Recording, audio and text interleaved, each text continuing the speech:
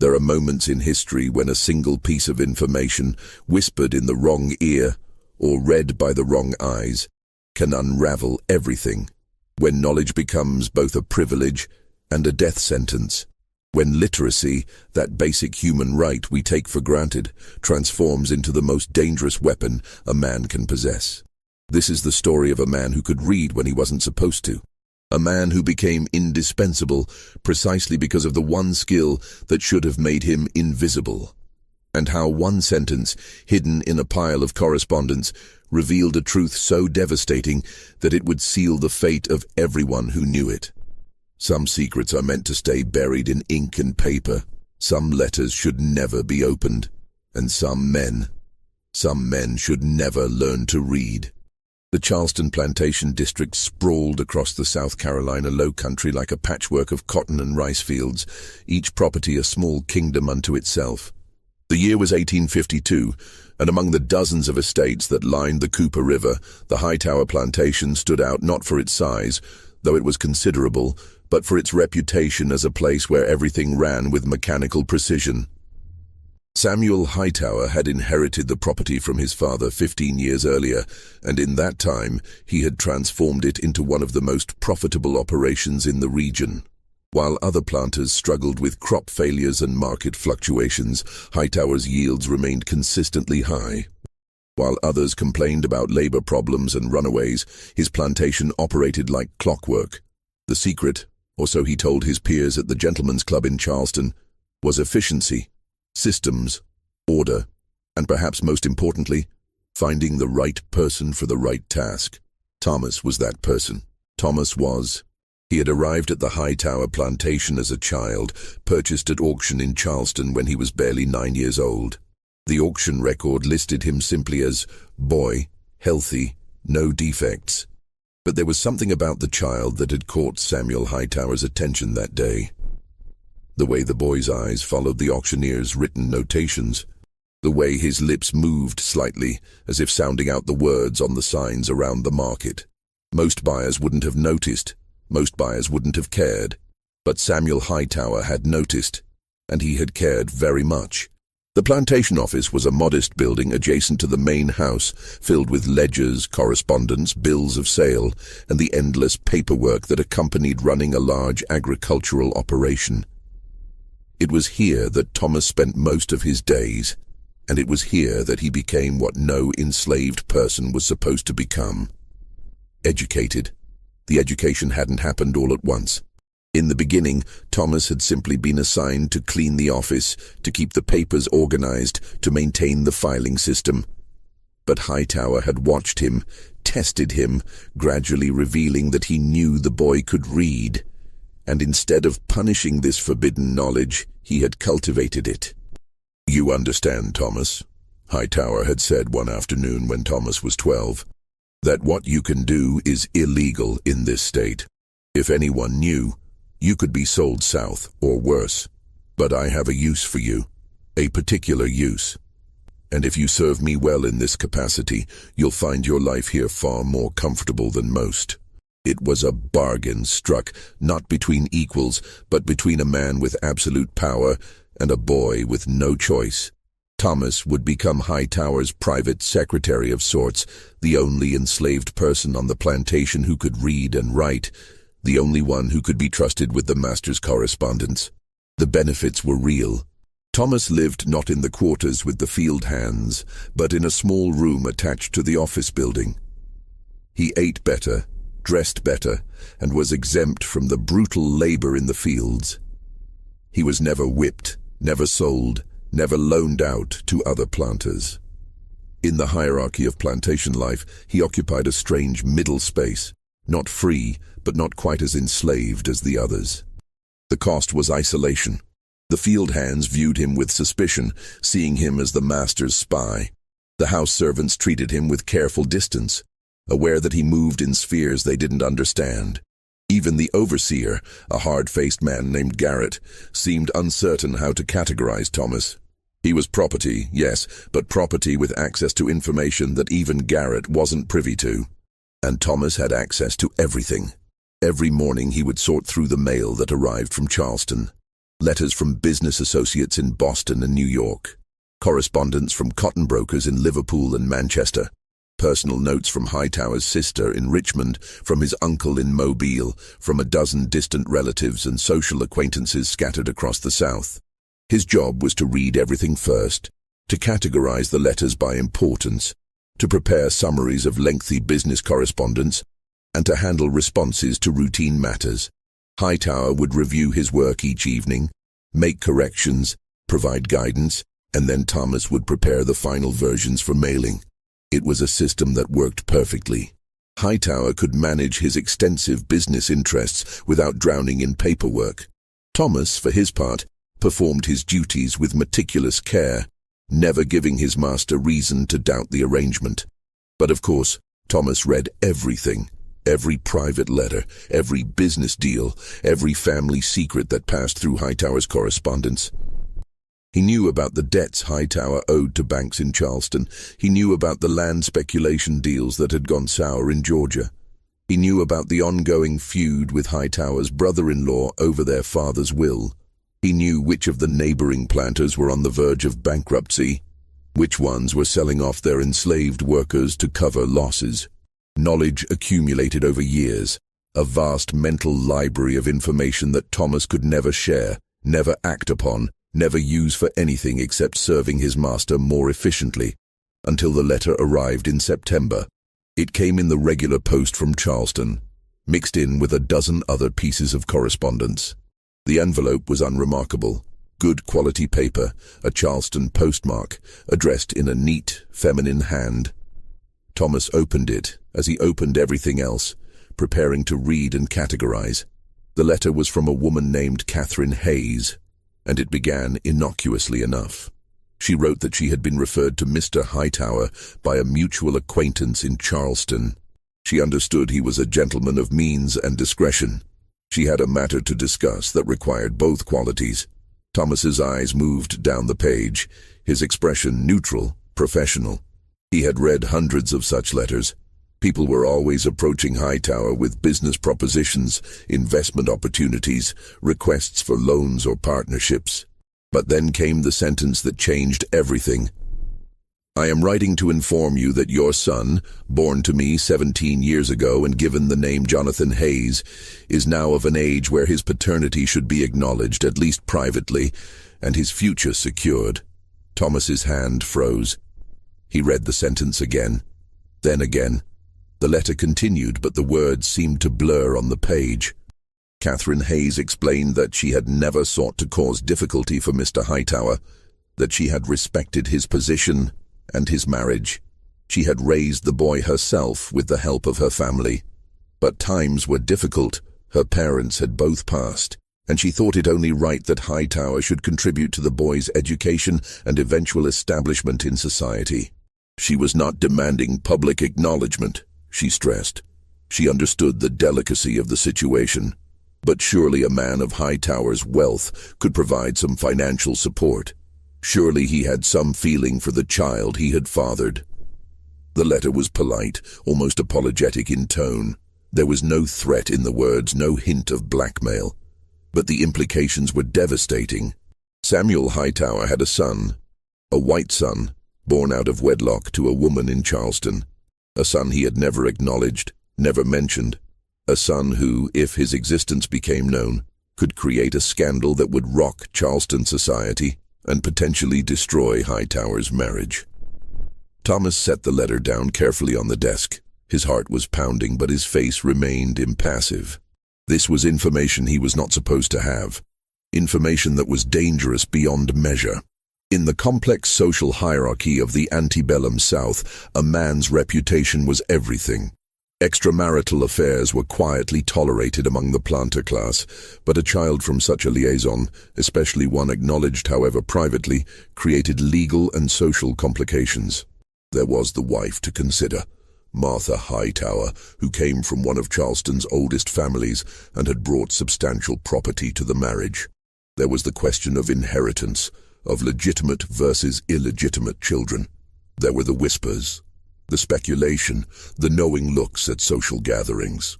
And there was something else, something that Thomas understood with absolute clarity.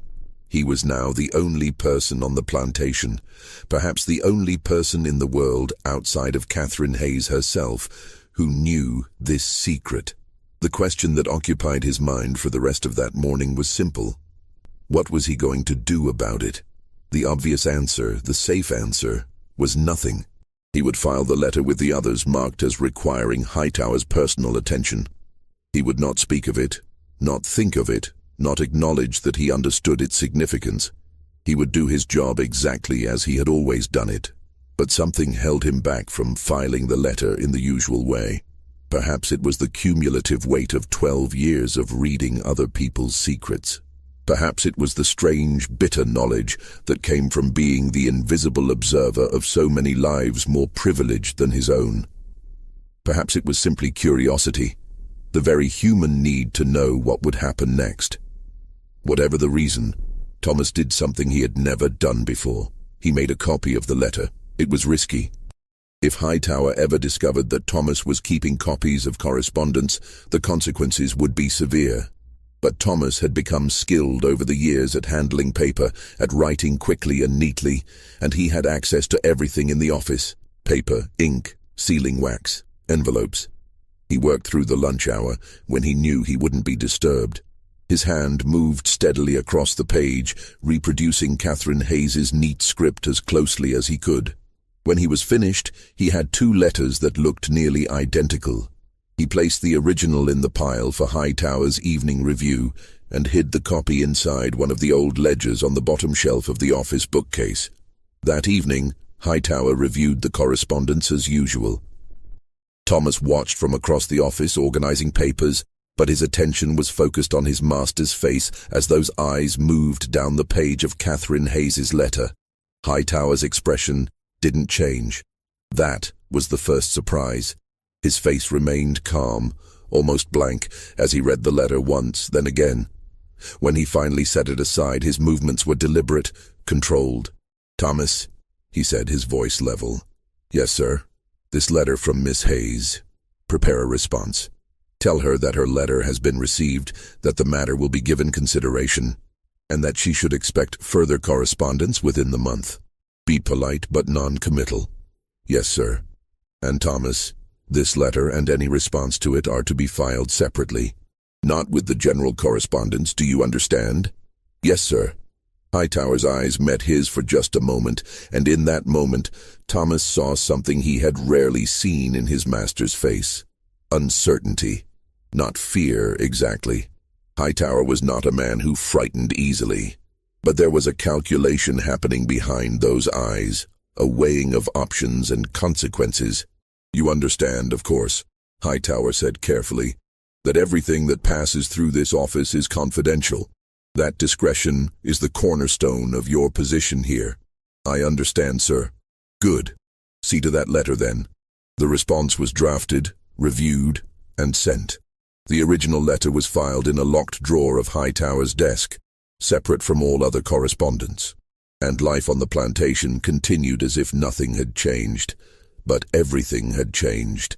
Over the following weeks, Thomas watched Hightower with new attention. The master made 2 trips to Charleston that fall, which was unusual. Typically, Hightower conducted business through correspondents and trusted agents, visiting the city only a few times a year. These trips were brief, just a day or 2 each, and Hightower offered no explanation for them beyond vague references to business matters. More letters arrived from Catherine Hayes. Thomas opened and read each one before passing them along to Hightower. The tone of the letters shifted gradually from polite request to increasing concern. Miss Hayes wrote that she had expected more than just acknowledgement. She had hoped for specifics, an amount, a plan, some concrete indication that Hightower intended to fulfill his obligations. Her circumstances, she wrote, were becoming difficult. Her son was bright, deserved education, opportunities. Surely Mr. Hightower could understand a mother's concern for her child's future. Hightower's responses, which Thomas dutifully drafted under his master's guidance, remained polite but evasive. The matter was being considered. Arrangements took time. Patience was required. By November, the tone of Catherine Hayes's letters had changed again. Now there was an edge to them, a hint of desperation or perhaps frustration. She wrote that she had been patient for 17 years. She had asked for nothing again. Now there was an edge to them, a hint of desperation or perhaps frustration. She wrote that she had been patient for 17 years. She had asked for nothing during all that time, had kept her silence, had protected his reputation. She thought such loyalty deserved recognition.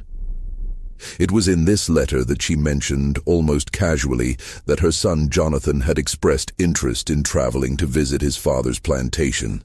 The boy was curious about the man who had given him life, even if he couldn't give him a name. Perhaps a visit could be arranged. Hightower's face when he read that letter was a study in controlled rage. He dictated a response that was notably colder than previous correspondence. Such a visit would be impossible, he wrote. Entirely inappropriate. Miss Hayes needed to understand that there were boundaries to what could be accommodated, limits to what discretion allowed. Thomas copied that letter too, adding it to his secret archive in the ledger. The response from Catherine Hayes came 2 weeks later, and it was the shortest letter yet. Just 3 sentences. I see that I have misjudged your character. I believed you to be a man of honor. Perhaps I was wrong. Hightower crumpled that letter in his fist after reading it, then smoothed it out again carefully and filed it away. He said nothing to Thomas, gave no instructions for a response. But Thomas could see the tension in his shoulders, the tightness around his eyes. Something was going to happen. Thomas could feel it in the atmosphere of the office, in the way Hightower now seemed to view every piece of correspondence with suspicion, in the frequency of his visits to Charleston. In December, Garrett, the overseer, received orders to hire additional guards for the plantation. This was unusual. The plantation had never had more than 2 men serving in that capacity, and their duties were primarily to patrol the property at night, to watch for runaways or unauthorized visitors. Now, suddenly, there were 4 guards, and they seemed to be paying particular attention to the main road that led to the plantation entrance. Thomas heard the whispers among the house servants. There had been threats, they said. Someone had written to the master, demanding money. Thieves or criminals of some kind. That's why the guards had been hired. But Thomas knew better. He knew exactly what Hightower was afraid of. The day before Christmas, a man arrived at the plantation gate. He was young, perhaps 17 or 18, well-dressed in the manner of Charleston's middle class. He told the guards that his name was Jonathan Hayes, and he wished to speak with Mr. Hightower on a matter of personal importance. The guards, following their instructions, turned him away. They were polite but firm. Mr. Hightower was not receiving visitors. If Mr. Hayes had business to discuss, he should conduct it through proper channels, through correspondence. The young man argued. He said he had traveled from Charleston specifically for this meeting. He said it was a matter that could not be discussed in letters. He said, and Thomas heard this third hand, from one of the house servants who had heard it from one of the guards. He said that he was family. The guards escorted him off the property. He left, but not before standing at the gate for a long moment, staring up the tree-lined drive toward the main house he would never enter. Thomas learned about the incident that evening from Hightower himself. There was a situation at the gate today, Hightower said, his voice carefully neutral. A young man claiming to be related to the family. The guards handled it appropriately. I see, sir, Thomas replied. If anyone should inquire about the incident, any of the servants, anyone at all, you are to say that it was a confused young man, perhaps touched by madness or strong drink. You understand? Yes, sir. Good. But Hightower's hand shook slightly as he poured himself a glass of whiskey that evening, and Thomas noticed. The letter that arrived in January was different from all the others. It came not from Catherine Hayes, but from a law office in Charleston. Blackwell and Sons, attorneys at law. Thomas's blood ran cold as he read it. The letter was formal, written in the dry legal language of professional correspondence. It informed Mr. Hightower that the firm was now representing Miss Catherine Hayes and her son, Jonathan Hayes, in a matter concerning paternity and financial support. The letter outlined in precise legal terms the evidence Miss Hayes possessed. Letters from Hightower written years earlier. Letters Thomas had never seen from before he had come to work in the office. Testimony from witnesses who could place Hightower and Miss Hayes together during the relevant time period, and the physical resemblance between Jonathan Hayes and the Hightower family. The letter stated that Miss Hayes did not wish for public scandal. She remained willing to settle the matter privately, but she required concrete action, formal acknowledgement of paternity in a legal document, a substantial sum to cover the costs of Jonathan's upbringing and education, and provisions for Jonathan's future. If these terms were not met within 30 days, the letter concluded, Miss Hayes would be forced to pursue the matter through the courts, and the details would necessarily become a matter of public record. It was blackmail, dressed up in legal language. Polite blackmail, perhaps, but blackmail nonetheless. Thomas filed the letter as instructed and waited for Hightower's reaction that evening. There was a long silence in the office after Hightower finished reading. The only sound was the ticking of the grandfather clock in the corner and the scratch of Thomas's pen as he worked on routine correspondence at the side desk. "Thomas," Hightower finally said, his voice strange, distant. "Yes, sir." "How long have you worked in this office?" The question caught Thomas off guard. 12 years, sir. Since I was 12 years old." 12 years, Hightower repeated. "And in all that time, have you ever betrayed a confidence? Ever spoken of the business that passes through this room?" "No, sir. Never." "No," Hightower agreed. "You've been perfectly loyal, perfectly discreet, which is why I find myself in an unusual position, Thomas. I need to trust you with something that goes beyond our usual arrangement." Thomas set down his pen, giving Hightower his full attention. "This matter with the Hayes woman," Hightower continued. "It's complicated, messy, the kind of thing that can destroy a man if it's not handled properly." He paused, seeming to choose his words carefully. "I need someone who can travel to Charleston on my behalf, someone who can deliver a message or perhaps retrieve something, someone who won't ask questions or speak of what they've seen or heard." "I understand, sir. Do you?" Hightower's eyes were sharp now, calculating. "Because what I'm about to ask you to do, it's outside the normal scope of your duties. It may require you to be clever, to think on your feet, and it absolutely requires your complete silence." Thomas nodded slowly. "What would you need me to do, sir?" Hightower stood and walked to the window, looking out over the dark plantation grounds. "I need you to deliver a response to the lawyers, in person, not through the mail. And I need you to make it clear, very clear, that I will not be extorted. That if Miss Hayes wishes to pursue this matter in court, she should understand that the full weight of the Hightower name and resources will be brought to bear. That such a course would be ruinous for her and her son. You want me to threaten them, sir?" "I want you to make them understand reality," Hightower corrected. "Miss Hayes has lived a comfortable life in Charleston because I have provided for her, quietly, over the years. She owns her house because I arranged the purchase. She has enjoyed a certain social position because I ensured she had the means to maintain it. If she chooses to make this matter public, all of that ends. She'll be revealed as a woman who carried on an affair with a married man who conceived a child out of wedlock. Her son will be labeled a bastard. They'll both be ruined socially, and I'll make certain they're ruined financially as well." Thomas listened carefully, his face neutral but his mind was racing.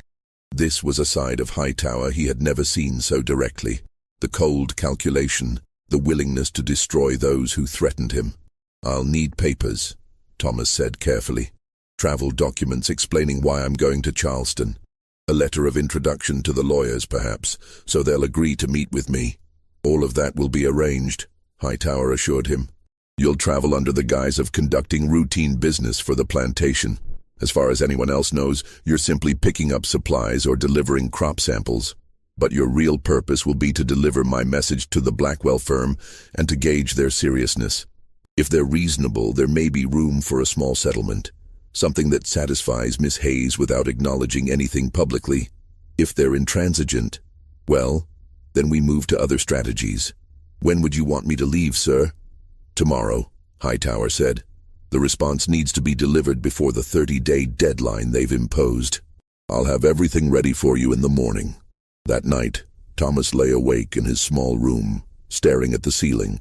He thought about the secret archive of letters he had been copying and hiding in the office ledger. He thought about Catherine Hayes and her son, turned away at the plantation gate. He thought about the power dynamics that governed his entire existence. Hightower's absolute authority over him, but also Thomas's unique access to information that could destroy his master. For the first time in his life, Thomas began to consider the possibility of leverage. He wasn't planning escape. That was nearly impossible for an enslaved person in South Carolina in 1853, particularly one who was as recognizable and valuable as he was. But perhaps there was another way. Perhaps the information he possessed, carefully used, could be transformed from mere knowledge into something more tangible. Security, protection, maybe even eventual freedom. The ideas were dangerous, bordering on suicidal, but they were there, taking shape in his mind as he listened to the sounds of the plantation at night. The next morning, Hightower provided Thomas with everything he needed. Travel papers identifying him as the property of Samuel Hightower and authorized to travel on plantation business, a letter of introduction to the Blackwell law firm, a sealed envelope containing Hightower's formal response to their demands, and a small purse of coins for expenses. Garrett, the overseer, was instructed to escort Thomas to Charleston in the plantation wagon, to see him to the lawyer's office, and to wait while the business was conducted. Hightower was taking no chances that Thomas might attempt to run or to deviate from his assigned task. The journey to Charleston took most of the day. Garrett drove in silence, his weathered face unreadable. He had been given his instructions and would carry them out without question or curiosity. That was the kind of man he was. Charleston in January was cold and grey, the streets busy with commerce despite the chill. The law office of Blackwell & Sons was located near the waterfront in a respectable brick building that housed several professional firms. Garrett waited with the wagon while Thomas climbed the stairs to the second-floor office. The clerk who greeted him was a young white man who looked at Thomas with undisguised suspicion and curiosity. It was unusual, after all, for an enslaved person to arrive at a law office with business to conduct. "I'm here on behalf of Mr. Samuel Hightower," Thomas explained, showing the letter of introduction. "I have a response to the correspondence sent to Mr. Hightower regarding the Hayes matter." The clerk's eyebrows rose. "I see. Wait here." He disappeared into an inner office, and Thomas heard low voices in discussion. After a few minutes, an older man emerged, one of the Blackwell partners, Thomas assumed. He was perhaps 50, with iron-gray hair, and the kind of face that had spent years negotiating deals and settlements. "You're Hightower's man?" the lawyer asked. "Yes, sir. And you have a message for us?" Thomas handed over the sealed envelope. The lawyer opened it there in the outer office, his eyes scanning the contents. His expression remained professionally neutral, but Thomas thought he detected a flicker of surprise, or perhaps concern. "This is quite firm," the lawyer said finally. "Mr. Hightower is taking a rather aggressive stance." "I'm instructed to clarify Mr. Hightower's position," Thomas said carefully, reciting the speech he had rehearsed. "He maintains that the allegations have no basis in fact, and that any attempt to pursue them publicly will be met with the full force of his legal and financial resources. He wishes to make clear that such a course would be detrimental to all parties involved." The lawyer studied him for a long moment. "You're educated," he observed, "unusual for someone in your position." "Mr. Hightower has found it useful," Thomas replied carefully. "I'm sure he has." The lawyer tapped the letter against his palm thoughtfully. "Tell your master that I'll relay his response to my client, but I should inform you, and you may inform him, that Miss Hayes is not without resources of her own. She has evidence, she has witnesses, and she has a son who bears a remarkable resemblance to the Hightower family." If this matter goes to court, it won't be as easily dismissed as Mr. Hightower seems to believe. Thomas nodded. I'll convey that to Mr. Hightower, sir. Good. Is there anything else? This was the moment. Thomas knew he should simply leave, return to Garrett and the wagon, complete his mission exactly as instructed. But instead, he heard himself say, I wonder, sir, if it would be possible for me to speak briefly with Miss Hayes herself. The lawyer's eyes narrowed. Why would you want to do that? Mr. Hightower indicated that if there was room for reasonable compromise, I should explore those possibilities. Thomas improvised. It was a lie, of course. Hightower had said no such thing. But it was a plausible lie, one that fit the situation. The lawyer considered this. Miss Hayes isn't here, but I could potentially arrange for you to meet with her briefly, if you can wait an hour or so. She lives nearby, too, but finally, a woman arrived at the law office. Catherine Hayes was in her mid-40s, well-dressed but not wealthy, with the kind of face that had once been beautiful and still retained a certain quiet dignity. She was accompanied by a young man who could only be Jonathan. The resemblance to Samuel Hightower was striking. Jonathan had the same strong jaw, the same set to his shoulders, the same color eyes. If anyone compared him to Hightower side by side, there would be no question of paternity. The meeting took place in a small conference room, with the lawyer present but standing slightly apart, allowing Thomas and Catherine Hayes to speak. You work for Samuel? She asked, and there was something in her voice, not quite bitterness, but a kind of tired resignation. Yes, ma'am. I manage his correspondence. So you've read my letters? Yes, ma'am. And what do you think of them? Of me? A woman trying to extort money from her former lover. There was a challenge in the question. Thomas chose his words carefully. I think, ma'am, that you're trying to provide for your son. I understand that. Catherine Hayes studied him for a long moment. Samuel sent you here to frighten me, didn't he? To make me understand that he'll destroy me if I persist. He sent me to deliver a message. Yes, ma'am. Well, you can tell Samuel that I'm not frightened. Her voice was steady. I've lived with this secret for 17 years. I've raised Jonathan on my own, with minimal help from the man who fathered him. I've asked for nothing, demanded nothing until now.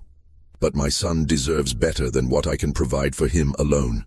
He deserves an education, opportunities, a future, and his father has the means to provide those things. Jonathan stood silently beside his mother, and Thomas saw something in the young man's eyes. Not anger, exactly, but a kind of quiet determination. He was old enough to understand the situation, to know what his mother was fighting for. Ma'am, Thomas said slowly, may I speak frankly? Please. Mr. Hightower will not acknowledge Jonathan publicly. He cannot. It would destroy his marriage, his social position, potentially his business relationships. No argument or legal threat will change that fundamental reality. Then what are you suggesting? Catherine Hayes asked. I'm suggesting that perhaps there's a middle ground, an arrangement that provides for Jonathan's future without requiring public acknowledgement. A trust of some kind, perhaps, or a settlement that appears to have nothing to do with paternity. Something that gives Jonathan the opportunities he deserves while protecting Mr. Hightower's reputation. The lawyer who had been listening spoke up. That's actually not far from what we initially proposed, before Mr. Hightower's aggressive response. Thomas nodded. I think if the proposal were presented in the right way, there might be room for negotiation. But it would require patience, discretion, and a willingness to accept less than complete victory on both sides. Catherine Hayes looked at her son, then back at Thomas. You're very well spoken for someone in your position. Samuel chose his confidential secretary well. Thank you, ma'am. Why are you helping us? She asked suddenly. You work for Samuel. Your loyalty should be to him. It was a fair question, and Thomas didn't have a simple answer. I'm not sure I'm helping anyone, ma'am. I'm simply trying to prevent a situation that would hurt everyone involved, including Mr. Hightower. That much was true, at least partially. But there was another truth beneath it, one Thomas was only beginning to acknowledge to himself. He was tired of being invisible, of accumulating knowledge he could never use, of watching other people's lives and dramas unfold while his own life remained static, controlled, owned. This situation, dangerous as it was, represented something else. It represented possibility. Thomas left the law office with a promise that he would speak to Hightower about alternative approaches to settlement. Garrett drove him back to the plantation in the same taciturn silence as before, unaware that the meeting had gone far beyond a simple delivery of a message. When Thomas reported to Hightower that evening, he carefully edited his account. He described the lawyer's reception of Hightower's letter, conveyed the warning that Miss Hayes had evidence and witnesses, and suggested that a settlement, carefully structured to avoid any admission of paternity, might be the most practical solution. Hightower listened, his face unreadable. "You spoke only to the lawyer?" he asked. Thomas hesitated for just a fraction of a second. "The lawyer and his client, sir. She arrived while I was there. The lawyer thought it might facilitate understanding if we spoke briefly." "I see." Hightower's eyes were sharp, suspicious. "And what was your impression of Miss Hayes?" "She's determined, sir, but I believe she's also practical. She wants security for her son, not scandal. If that security can be provided without public acknowledgement, I think she would accept such an arrangement." "And you came to this conclusion based on a brief conversation?" "Based on the tone of her letters, the lawyer's comments, and yes, the conversation, sir." Hightower stood and walked to the window again, that same position he had taken during their previous difficult discussion. "You've been useful today, Thomas. More useful than I expected. But I need you to understand something clearly. This matter is extremely delicate. The wrong word to the wrong person could be devastating. Your discretion isn't just requested, it's absolutely required." "I understand, sir." "Do you?" Hightower turned to face him. "Because I'm beginning to wonder if you understand too much. If your access to my correspondence has given you ideas, ambitions perhaps." The moment stretched between them, dangerous and charged. Thomas kept his face carefully neutral, his voice steady. "I have no ambitions beyond serving you faithfully, sir, as I have for 12 years. "Good," Hightower said, but there was something in his tone that suggested he wasn't entirely convinced. "Good. Then we'll continue as we have been. I'll consider the options for settlement. You'll maintain absolute silence about this entire matter. Is that clear?" "Perfectly clear, sir." But as Thomas left the office that night, he felt the weight of Hightower's suspicion like a physical presence. The master was beginning to wonder if his perfectly loyal, perfectly discreet secretary might represent a danger, and Hightower was right to wonder. Over the next few weeks, Thomas became the intermediary in a delicate negotiation. Letters flowed back and forth between the plantation and Charleston, between Hightower and the Blackwell firm, and Thomas read every word of every letter on both sides. Slowly, painfully, an agreement began to take shape. Hightower would establish a trust fund, not for Jonathan Hayes specifically, but for certain educational purposes managed by the Blackwell firm. The amount was substantial, enough to cover Jonathan's education at a good school in the North, with additional provisions for his eventual establishment in business or profession. In exchange, Catherine Hayes would sign a legal document stating that she made no claims against Samuel Hightower, would not seek further financial support, and would not publicly suggest any connection between the Hightower and Hayes families. The document was carefully worded to avoid any admission of paternity while still binding both parties to silence. It was a compromise that satisfied no one completely, but that everyone could live with. The lawyers drew up the papers. Hightower reviewed and approved them. A date was set for the signing of the agreement, to take place at the Blackwell office in Charleston. Thomas was instructed to attend the signing, to witness the signatures, and ensure that all documents were properly executed. This time he would travel alone. Hightower evidently had decided that Garrett's presence was unnecessary, or perhaps he simply wanted the whole matter concluded as quietly as possible. The morning of the signing, Hightower called Thomas into the office before dawn. "This matter will be concluded today," Hightower said. "After this, I don't want to hear the name Catherine Hayes or Jonathan Hayes ever again. The papers will be signed, filed with the lawyers, and forgotten. Do you understand?" "Yes, sir." "And Thomas, once this is done, I think it would be wise for us to make some changes to how the office operates. I've been thinking that perhaps you've taken on too much responsibility. Perhaps it would be better to distribute some of those duties among other staff. You could focus on simpler tasks, the kind that don't require you to read quite so much of my correspondence." The message was clear. Hightower no longer trusted him with full access to the correspondence. The master was beginning to see his educated slave as a liability, rather than an asset. Thomas felt something cold settle in his chest, but he kept his voice level. "As you think best, sir." I do, Hightower said.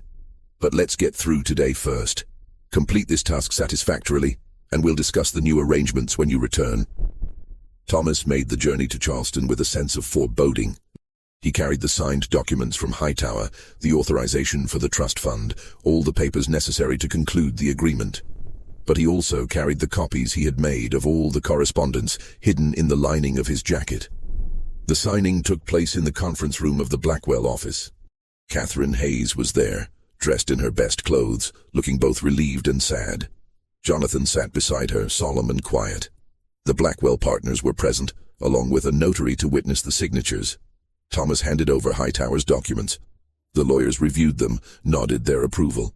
Catherine Hayes signed her name to the agreement with a hand that trembled slightly. The lawyers signed as witnesses. The notary applied his seal. It was done. "Miss Hayes," one of the lawyers said, "the trust will be administered by our firm according to the terms outlined. Your son will have access to the funds for education and establishment as agreed. You'll receive quarterly reports on the trust's status." "Thank you," Catherine Hayes said quietly. She stood to leave, and as she passed Thomas, she paused. "I don't know what you said to Samuel," she said softly, "but I believe you're responsible for this settlement. Thank you." Thomas nodded, unsure how to respond. But Jonathan stopped as well, looking at Thomas with those eyes that were so much like Hightower's. "What's your name?" he asked. "Thomas, sir."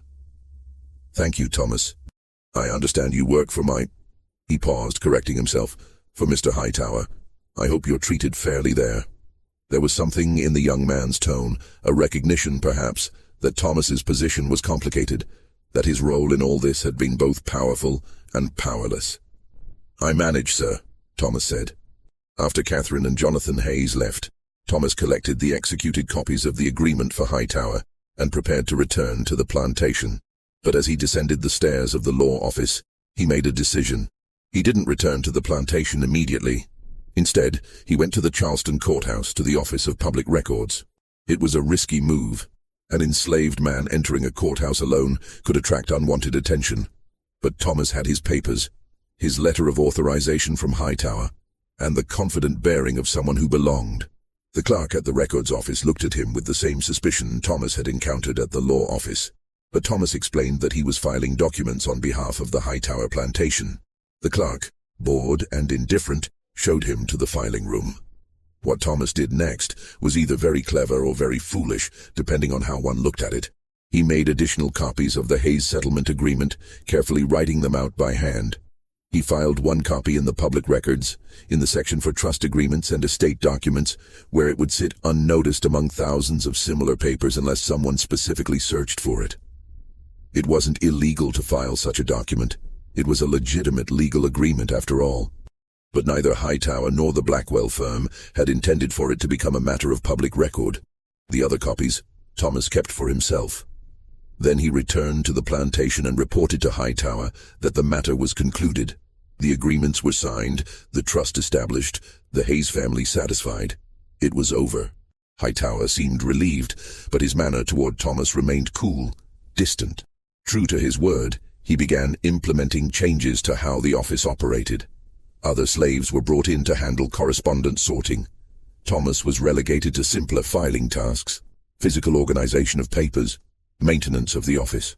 He still read, but he no longer had unfettered access to all of Hightower's business and personal correspondence.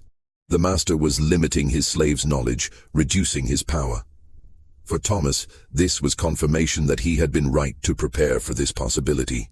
The copies he had made, the documents he had carefully hidden, were his insurance policy. Not something to be used lightly or rashly, but something to have, just in case. The months passed. Spring came to the Low Country, then summer. The plantation operated as it always had. Hightower conducted his business, entertained guests, traveled to Charleston for social and commercial purposes. Thomas performed his reduced duties in the office, reading when he could, but mostly just filing and organizing. It might have continued that way indefinitely, if not for the fire. It started in the middle of a hot July night in one of the storage buildings near the gin house. No one knew how it began. Perhaps a lantern left burning, perhaps a spark from someone's pipe, perhaps spontaneous combustion in the cotton lint that accumulated in such buildings. However it started, it spread quickly. The alarm was raised, and bucket brigades formed, drawing water from the river. Men beat at the flames with wet sacks. Hightower himself was there, directing the effort, his face smoke-stained and desperate. The storage building was lost, but the main gin house was saved. So was the main house, though it had been terrifyingly close to catching. By dawn, the fire was out, leaving behind charred ruins and exhausted people. It was during the chaos of fighting the fire that Thomas noticed something strange. Garrett, the overseer, was missing. Thomas saw him briefly when the alarm first sounded, saw him running toward the fire with the others. But at some point, during the long night, Garrett had disappeared. In the morning, Garrett's body was found in the rubble of the storage building. He had apparently been trapped inside when the roof collapsed. It was a tragic accident, everyone agreed. Garrett had been trying to save equipment or records stored in the building, and had been caught by the collapsing structure. But Thomas wondered. Garrett had been a hard man, often cruel, but he wasn't stupid. He wouldn't have entered a burning building unless he had a compelling reason. 2 days after the fire, Hightower called Thomas into the office. The master looked exhausted, aged by the stress of the fire and its aftermath. "Thomas," he said, "I need you to do a complete inventory of the office records. The fire has made me aware of how vulnerable our documents are. I want to know exactly what we have, what's missing, what needs to be recreated." "Yes, sir." "Start with the locked drawers and the confidential files. I want a complete accounting." Thomas spent the next week on the inventory. He worked methodically, cataloging every paper, every ledger, every piece of correspondence. And when he reached the locked drawer where the Hayes correspondence had been filed, he found it empty. Every letter from Catherine Hayes, every response from Hightower, every piece of documentation related to the settlement, all of it was gone. Thomas stared at the empty drawer for a long moment, his mind working. Then he went to find Hightower. "Sir," he said, "the Hayes correspondence, it's missing from the confidential files." Hightower looked up from his desk, his face carefully neutral. "Is it?" "Yes, sir. The entire file is gone. Perhaps it was misfiled, or perhaps I moved it to another location for safekeeping. I wouldn't worry about it, Thomas." But Thomas saw the truth in his master's eyes. The papers hadn't been misfiled. They had been deliberately removed. And Thomas was suddenly certain that Garrett hadn't died in a tragic accident. He had been in that building because he'd been ordered to be there, perhaps to destroy records, perhaps to retrieve something. And the fire had been no accident either. Hightower had decided to erase all evidence of the Hayes affair, and he had been willing to sacrifice Garrett to do it. Thomas felt a chill run through him, but he kept his voice steady. "Of course, sir. I'll continue the inventory." "You do that," Hightower said, and turned back to his work. That night, Thomas lay awake, thinking about his hidden copies of the correspondence, about the documents he had filed in the Charleston courthouse. He had thought of them as insurance, as leverage. Now he realized they were something else. They were evidence of a crime. If Hightower had murdered Garrett to cover up the Hayes affair, then Thomas possessed the proof of what the master had been so desperate to hide. The letters showed the timeline, the motive, the master's growing desperation as Catherine Hayes persisted in her demands. But what could Thomas do with that knowledge? He was an enslaved man. He had no legal standing, no right to testify in court against a white man, no way to bring charges or seek justice. The information that might have been powerful in free hands was nearly worthless in his. Nearly, but not quite. Because there were people who would be very interested in such information. Catherine Hayes, for instance, the Blackwell law firm.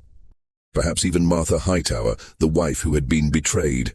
Information might not be power in the direct sense, but it could be currency in the right circumstances. Thomas began to formulate a plan. It was dangerous, perhaps suicidal. But he was beginning to realize that his position was already precarious. Hightower no longer trusted him, no longer valued him as he once had. And if the master was capable of murdering Garrett to protect his secrets, what would he do to the slave who actually knew those secrets? In September, Thomas found his opportunity. Hightower was traveling to Richmond for business, a trip that would keep him away for at least a week. Before leaving, he gave Thomas instructions for routine matters to be handled in his absence. "I'll be staying with my sister, Mrs. Fairmont," Hightower said. "If anything urgent arises, you can send correspondence there. Otherwise, maintain the regular operations until I return." "Yes, sir." The day after Hightower left, Thomas went to Garrett's widow, a worn woman who had lived in a small house at the edge of the plantation. She had been given a small pension after Garrett's death, enough to survive but not much more. "Mrs. Garrett," Thomas said, "I need to ask you something about your husband, about the night of the fire." She looked at him with tired, suspicious eyes. "What about it? Did he say anything to you that evening? Anything about what he was planning to do? Why do you want to know?" Thomas hesitated, then decided on honesty. "Because I don't think his death was an accident. I think he was doing something for Mr. Hightower, something dangerous, and the fire was part of it." Mrs. Garrett stared at him for a long moment. Then slowly she nodded. "He said Mr. Hightower had asked him to take care of something that night. Some papers that needed to be gotten rid of. He was supposed to burn them in the storage building, make it look like they were lost in an accident with a lamp. But something went wrong. The fire spread too fast and he couldn't get out." "Did he say what papers?" "No, just that they were important, that Mr. Hightower didn't want anyone to find them." Her voice broke. "My husband died protecting that man's secrets, and what did I get for it? A pittance of a pension and this shack to live in." "Would you be willing to tell this to someone else?" Thomas asked. "Someone who might be able to do something about it? Who would listen to me? Or to you? We're nothing. Hightower owns this plantation, owns everyone on it. Who's going to take our word over his?" "Maybe no one," Thomas admitted. "But maybe it's worth trying." He left Mrs. Garrett to think about it and made his way back to the office. There, he carefully retrieved his hidden copies of the Hayes correspondence from their hiding place in the old ledger. He also drafted a letter addressed to the Blackwell law firm in Charleston, explaining what he believed had happened to Garrett and why. It was a letter that could get him killed if it was intercepted. But it was also his only chance to use what he knew before Hightower decided to eliminate the risk Thomas represented. He had one of the house servants, a woman named Mary who sometimes traveled to Charleston to purchase supplies, deliver the letter for him, telling her only that it was urgent business correspondence that needed to reach the law office immediately. Then he waited. The response came faster than he expected. 3 days after Mary delivered the letter, a carriage arrived at the plantation. It contained not lawyers, but a county magistrate and 2 deputies. They asked to speak with Thomas. The interview took place in the plantation office, the very room where Thomas had spent so many years reading Hightower's correspondence. The magistrate was a heavy-set man with shrewd eyes, and he listened carefully as Thomas explained what he knew. "These are serious allegations," the magistrate said when Thomas finished. "You're accusing Mr. Hightower of murder. Based on what?" "The word of Garrett's widow, some missing correspondence, the fact that papers were destroyed in a fire." "Based on the pattern, sir," Thomas said carefully. "The Hayes affair, the increasing pressure, the sudden fire that conveniently destroyed the evidence, and Garrett's death. It's all connected. And you have proof of this?" Thomas handed over the copies of the correspondence. The magistrate read through them slowly, his expression growing more serious. "Where did you get these?" "I made copies, sir. Part of my duties was to maintain records. I thought it wise to keep duplicates of important correspondence." "And Mr. Hightower knew you were keeping these copies?" "No, sir." The magistrate studied him. "You're putting yourself in a very dangerous position. You understand that? Whether or not we can prove anything against Hightower, you've admitted to secretly copying your master's private correspondence. That's a violation of trust at the very least." "I understand, sir. Why are you doing this? What do you hope to gain?" It was the same question Catherine had. "Believe that Mr. Hightower sees me as a liability, someone who knows too much. If he was willing to kill Garrett to protect his secrets, he'll eventually decide to eliminate me as well. This is my attempt to protect myself by making those secrets public. If they're already known, there's no point in silencing me." The magistrate nodded slowly. "That's clever, dangerous but clever." He stood. "I'll need to investigate further. Talk to Mrs. Garrett, examine the site of the fire, speak with others who were there that night. In the meantime, you should know that you've set something in motion that can't be stopped. Even if nothing comes of the murder allegations, Hightower will know that you've betrayed him. He'll know what you've done." "I know, sir." "Then may God help you," the magistrate said. The investigation stretched over the next 2 weeks. Thomas continued his duties in the office, but the atmosphere on the plantation had changed. Word had spread about the magistrate's visit, about the questions being asked. No one knew the full details, but everyone sensed that something significant was happening. Hightower returned from Richmond to find his plantation under scrutiny. When he learned what Thomas had done, his rage was cold and controlled but absolute. "You've destroyed everything," he said, facing Thomas in the office. "Everything I built, everything I protected. For what? Your freedom? Do you think the magistrate cares about you? You're a slave, Thomas. Your testimony means nothing. You've sacrificed everything, including your own life, for nothing." "Maybe," Thomas said, "but at least people know now. Miss Hayes knows. Your wife knows. The whole county knows that you had a son you refused to acknowledge, that you tried to hide it, that a man died because of your secrets. Even if they can't prove murder, they know."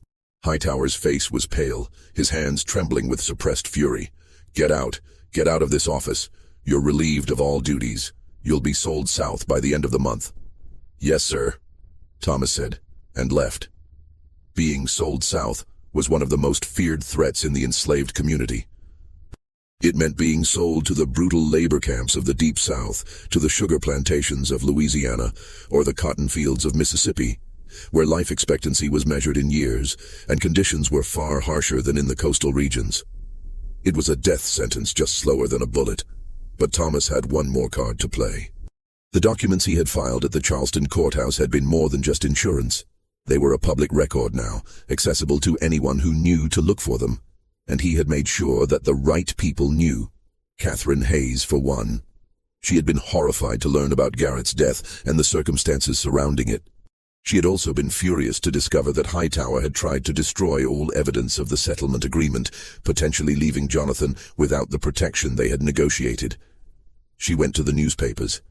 The scandal that erupted in Charleston society was everything Hightower had feared and worse. The papers didn't explicitly accuse him of murder. That would have been libel. But they reported on the mysterious death of an overseer, on allegations of destroyed evidence, on the existence of a secret son, and a settlement agreement. They noted that a slave with unusual education had brought the matter to light, that a magistrate was investigating. Charleston's high society loved nothing more than a scandal involving one of their own, and the Hightower affair had everything: secret children, possible murder, a betrayal by a trusted servant. Martha Hightower, the wife, filed for separation. The banks that had extended credit to Hightower's operations began calling in their loans. Business partners quietly severed their connections. Within a month, the social and financial edifice that Samuel Hightower had built began to crumble. And in the midst of all this, Thomas found himself in an unexpected position. The magistrate's investigation couldn't prove murder. The evidence was too circumstantial, and Thomas's testimony, as an enslaved person, couldn't be used in court against a white man. But the investigation had made Thomas visible in a way that made him valuable. The newspapers called him the educated slave who exposed the Hightower secrets. Abolitionists in the North got wind of the story and began using it as propaganda. See how even the most privileged enslaved person was ultimately powerless, how even those granted education and relatively good treatment were still property, still vulnerable. Several Northern abolition societies approached the Blackwell law firm with an offer. They would purchase Thomas's freedom and provide him with safe passage to the North, where he could tell his story publicly. Hightower, desperate for cash as his empire collapsed and eager to be rid of the slave who had destroyed him, agreed to the sale.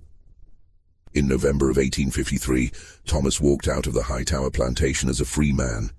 He carried with him nothing but the clothes on his back and the knowledge he had accumulated over 12 years of reading other people's mail. The story could have ended there, a triumph of sorts. A slave who used forbidden literacy and carefully gathered information to secure his freedom, to bring down a cruel master, to expose injustice. But the reality was more complicated. Thomas traveled north, first to Philadelphia and then to Boston. The abolition societies that had purchased his freedom wanted him to speak at public meetings, to write his memoirs, to become a voice for the cause. And Thomas tried. He spoke at several meetings, told his story, described his years in the office reading correspondence, explained how he had gathered evidence of Hightower's affair and cover-up. But he found that Northern audiences wanted a different kind of story. They wanted tales of brutal physical abuse, of families torn apart, of escape and heroic flight to freedom. His story of relative privilege, of education, of manipulation and information rather than physical resistance didn't fit the narrative they expected. Moreover, Thomas discovered something uncomfortable about his own actions. Yes, he had exposed Hightower's secrets and secured his own freedom. But in doing so, he had also devastated Catherine Hayes and her son. The public scandal had ruined them socially. Catherine Hayes was forced to leave Charleston, ostracized by the community. Jonathan's hopes for education and establishment were complicated by being publicly known as an illegitimate child. Thomas had used their story as leverage for his own freedom, and they had paid a price for that. He tried to make contact with Catherine Hayes to apologize, to explain, but she refused to see him. He received a single letter from her, brief and cold. "You did what you needed to do to survive. I understand that. But please don't expect gratitude or forgiveness. You saved yourself at the expense of my son's future. That was your choice, and we all must live with it." As for Hightower, the former planter never recovered from the scandal. He sold the plantation at a loss, moved to a smaller property in the western part of the state, and died of a stroke 2 years later. His wife never reconciled with him. Thomas lived the rest of his life in Boston, working as a clerk and eventually as a teacher in a school for black children. He never wrote his memoirs, despite continued requests from abolitionists. He kept the copies of the Hightower correspondence hidden away, never showing them to anyone. When he was older, a student once asked him if he regretted his actions, if he would do things differently given the chance. Thomas thought about it for a long time before answering. "I read a sentence," he finally said, "that changed my life. That gave me the opportunity to become free. But freedom came at a cost, not just to me, but to others who were caught up in the secrets I revealed. Was it worth it? I don't know. I'm here, I'm free, I'm alive. But I'm not sure I can call it justice. It's more like survival. And survival is rarely clean or simple." He paused, then added, "Literacy is a powerful thing. Knowledge is a powerful thing. But power doesn't automatically translate into righteousness. That's something I learned too late." The story of the only slave allowed to read the master's letters is not a simple tale of triumph or tragedy. It's a story about the complicated nature of power and knowledge, about the moral ambiguities of survival under oppression, about the unintended consequences of revealing secrets. One sentence changed everything. But whether that change was for better or worse depends on who you ask and what price they paid for the truth. Thomas died in 1889 at the age of 58. Among his personal effects was a locked box containing copies of letters written more than 35 years earlier. His students wondered why he had kept them, what significance they held, but Thomas had never explained, and the letters, like so many secrets, went with him to the grave.